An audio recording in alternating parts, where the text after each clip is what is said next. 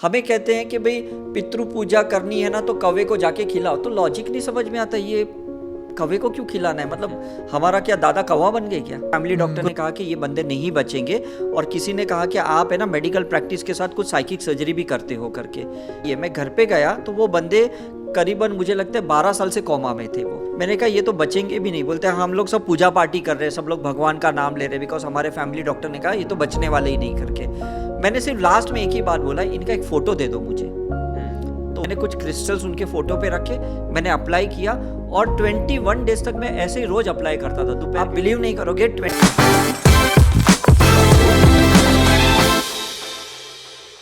पूर्वजों ने जो भी चीजें एंशियंट चीजें निकाली थी ना, एक्चुअली वो they were the part of the treatment.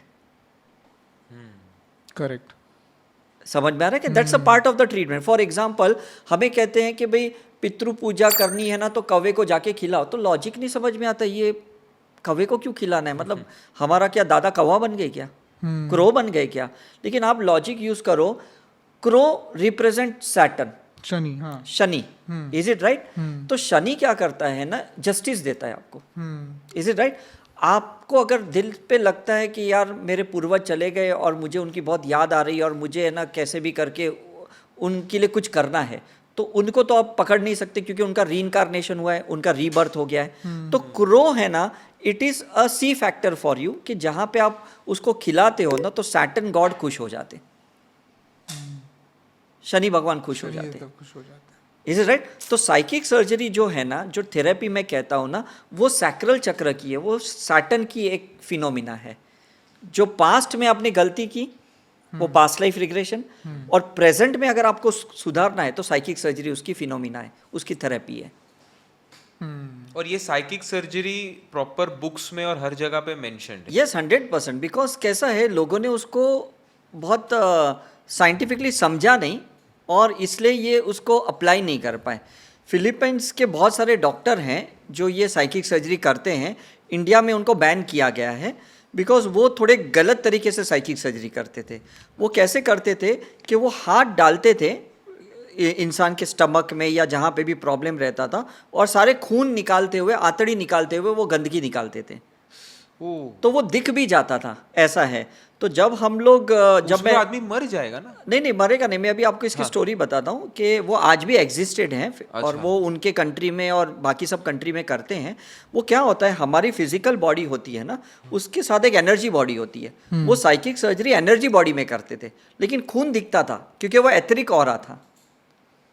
Okay. है ना। तो आप अगर YouTube पे देखोगे ना, बहुत सारे उनके मतलब वीडियोस अवेलेबल हैं करके।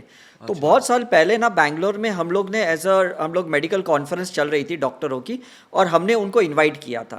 और हमने क्या किया ना, उनको बहुत सारे चैलेंजिंग केसेस दिए कि इसकी फाइब्रॉइड है, इसकी सिस्ट है, इसका ट्यूमर है, आप इसकी साइकिक सर्जरी करो। उन्होंने किया भी, और वो हमारे सामने वो ट्यूमर निकालते थे और हमें कहते थे आप इसको लैब में भेजो करके, ऐसा है करके। मतलब बिना इंसी काटे, बिना काटे, ऐसा वो सब निकालते थे, गंदा निकालते थे करके। अच्छा। और ये निकालने के बाद जब हम लैब में भेजते थे तो सही में वो दिखता था कि ये ट्यूमर डिसॉल्व हो गया करके।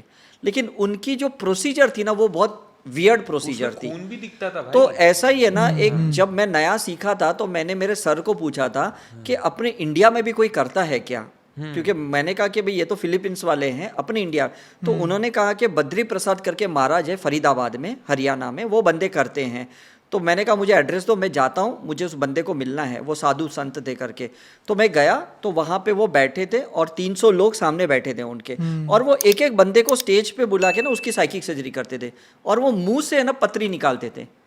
पहले एक ब्लेड थी उनकी, ब्लेड से काटते थे उसको, पेट काटा। हाँ। उसके अंदर से वो ट्यूमर निकालते, स्टोन निकालते, गॉल ब्लैडर स्टोन निकालते थे, किडनी का स्टोन निकालते, ऐसे मुंह से निकालते थे, और वो ऐसे किसी बॉटल में डालते थे और पेशेंट को देते थे।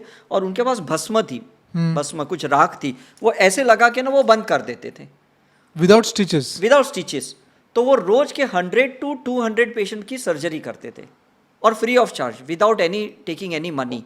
तो मैंने फिर बाद में उनको अकेले में मिला, सब लोग चले गए ना। मैंने पूछा महाराज जी आप कब से कर रहे हो? तो बोले मैं 22 साल से बेटा ये कर रहा हूँ करके। मैंने बोला आप कब से, मतलब कैसे स्टार्ट किया?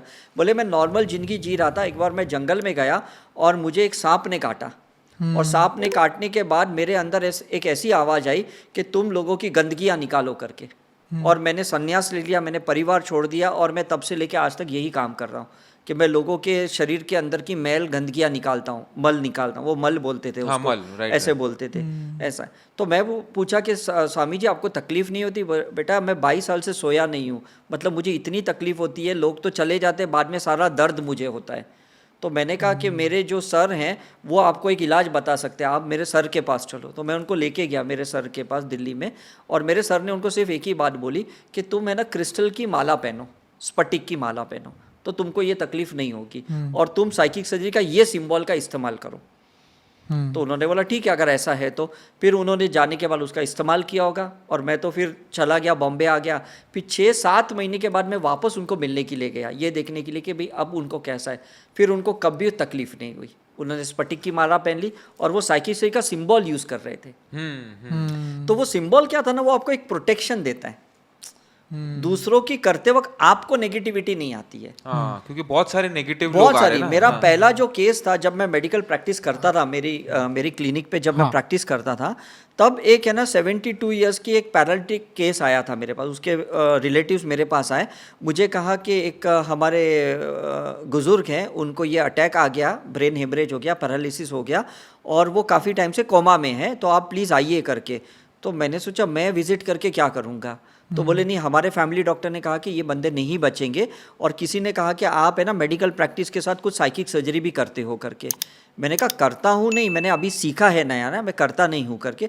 बोले आप प्लीज़ आइए। मैं घर पे गया तो वो बंदे करीबन मुझे लगता है 12 साल से कोमा में थे वो, और पैरालिटिक अटैक भी था उनको, और मैंने उनका सीटी स्कैन, एमआरआई रिपोर्ट सब देखा। मैंने कहा ये तो बचेंगे भी नहीं। बोलते हैं हम लोग सब पूजा पार्टी कर रहे हैं, सब लोग भगवान का नाम ले रहे हैं, बिकॉज हमारे फैमिली डॉक्टर ने कहा ये तो बचने वाले ही नहीं करके। तो मैंने बोला फिर जाने दो, मतलब बिकॉज मुझे भी नहीं लग रहा है, मैंने पल्स देखा, ब्लड प्रेशर कुछ भी नहीं था, बहुत फीबल था करके। मैंने सिर्फ लास्ट में एक ही बात बोला, इनका एक फ़ोटो दे दो मुझे। तो उन्होंने बोला ठीक है लेके जाओ।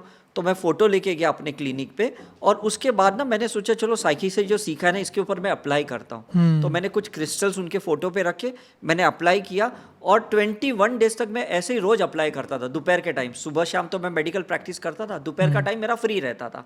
मैंने उसके ऊपर अप्लाई किया, आप बिलीव नहीं करोगे 22nd डे पे वो बंदा चल के मेरे क्लिनिक पे आया, जो इतने साल कोमा में, जो पैरालिटिक अटैक था उनको। तो मैंने मेरे सर को फ़ोन किया, तभी है ना ISTD फ़ोन था 011 करके। मैंने फ़ोन करके सर को बोला, सर ने बोला ये केस तू प्रेजेंट कर, और मैंने प्रेजेंट किया मेडिकल एसोसिएशन में।